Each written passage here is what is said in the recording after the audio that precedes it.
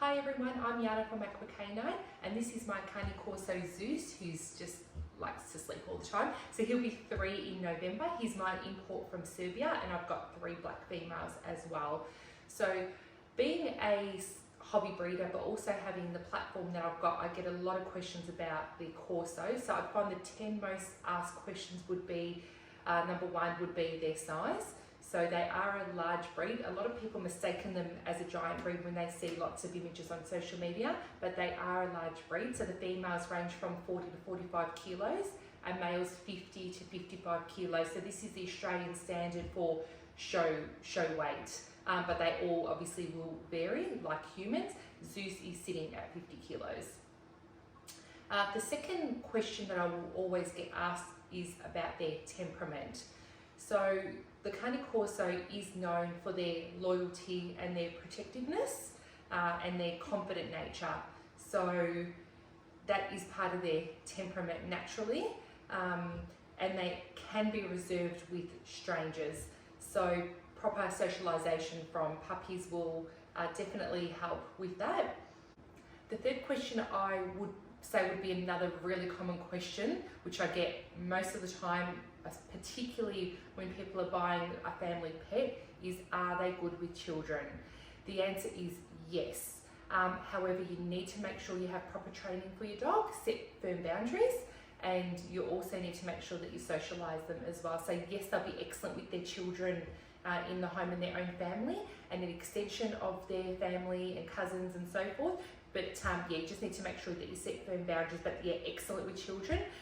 Their size can be a little bit of an issue because they are so big, they can knock children over. And in a lot of countries where cropping and docking is illegal, their tails are quite a whip. So yeah, it will whip you around. So yeah, their size can be an issue, so you just need to be supervised, especially with little children, because they can run and get excited and easily knock children over. So that would be, yeah, probably the only thing, their size with little children. They just don't know, they're just big puppies and they don't know their strength, and they just, you know, they'll still come and sit on your lap at, you know, 50, 60 kilos. So yeah, their size. Another very common question I get asked is about training, and I'm glad that I do get asked this a lot. They are very easy to train. They can be very strong-willed, so you just need to make sure that you set really firm boundaries from the beginning from puppies. So when you say no, make sure it's no. So if they're not allowed on the couch, don't let them on the couch, and just set those really firm boundaries. And positive reinforcement training works very, very well. They're very food-driven as well, but they thrive on positivity and reassurance. So yeah, but they can be quite stubborn. So for example, when you tell them to sit, they need an extra second to sit. Sometimes they'll automatically sit, but other times they'll kind of just look at you or pretend that, you know, you didn't say it. So you just got to be firm and you've got to stand your ground. Just be a really strong leader. Let's talk about the health issues of the Cane Corso. Generally, they're a very healthy dog. So the main larger issues that can happen is bloat or a twisted tummy, because they are such a larger breed and bigger barrel chests, which is common in a lot of the larger breeds. They are prone to getting bloat. So precautions with that would just be to make sure that you don't over-exercise your dog once they've eaten, especially put them in their crate or in a safe kind of like place on their bed, to make sure that they've got a good hour at least to kind of let that digest down. So bloat. The other issue is their hips, and he's having a bit of a dream there. The other issues are their hips and their elbows. So really important, if you are going to be buying a puppy, you want to see that both parents have had hip and elbow dysplasia x-rays done, because that can be genetic. Also, that can be environmental. So even though both parents might have been done, you just need to make sure that you protect your growing puppy and even your larger dogs from over-exercising, jumping, slippery surfaces. I'll cover it in another video. And then the third thing would be, some do have the eye issues, which are, I guess, a minor. When I say minor, they can be fixed. So a cherry eye or entropia. As far as grooming, I would say that they're very low maintenance. They've got a short coat, which makes them, you don't have to, you know, brush them apart from shedding season.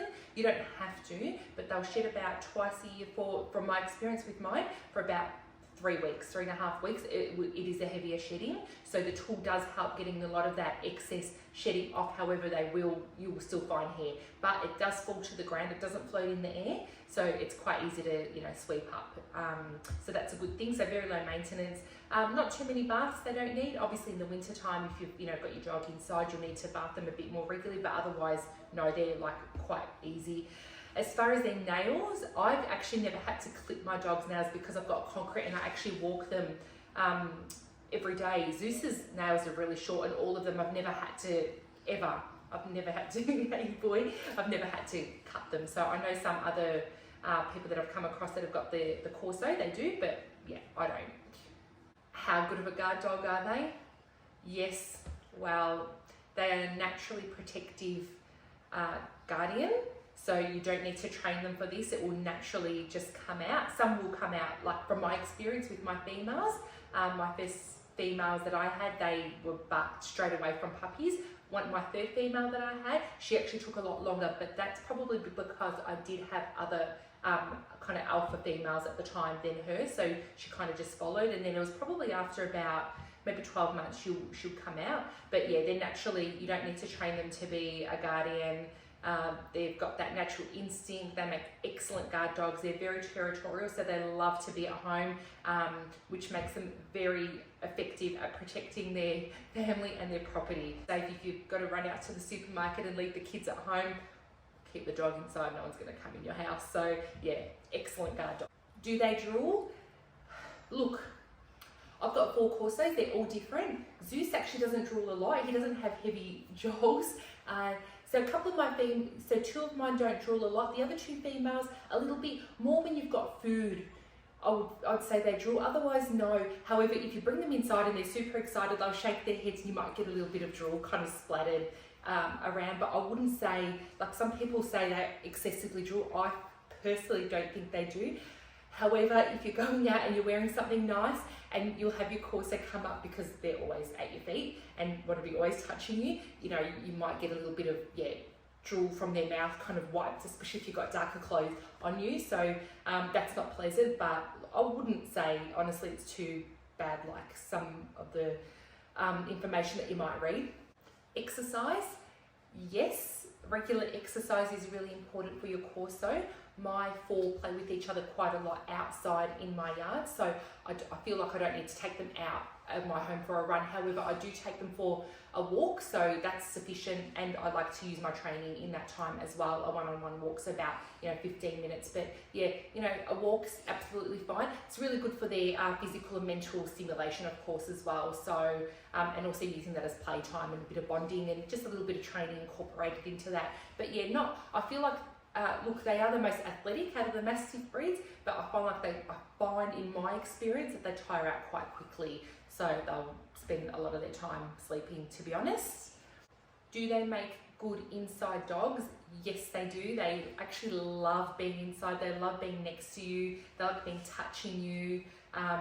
If not trying to sit on your lap, even when they're a 50-kilo dog, or my Bella's 60 kilos, they will like just come and sit on your lap. So they love being inside near their family. They'll often follow you, like say for example, I'll get up, he'll follow me wherever I go in the house, whether it's to the bathroom, to the laundry, outside, to the front door. They just want to see where you are. They want to be next to you. So if you've got a couple of like different lounge rooms in the house and you're in one lounge room to the next, they're not going to stay on their own. They're going to want to follow you. So absolutely, they make it really, really good. But just make sure you have your boundaries inside the home. So, which is part of the training, of course, as well. So, if they're not allowed on the beds, don't let them on the beds, or just have them in separate zones. So when you do have visitors coming, you can direct them to either their mat, their crate, or an area of the home where they're not allowed to pass, say, a threshold. So you can have visitors coming in safely that they might not know. They're the most 10 common questions that I get asked. There are a lot more, but I hope I've helped to answer some of those for you. Leave a comment below if you agree, or any other questions that you might want me to cover in any other videos. And yeah, I hope that was helpful.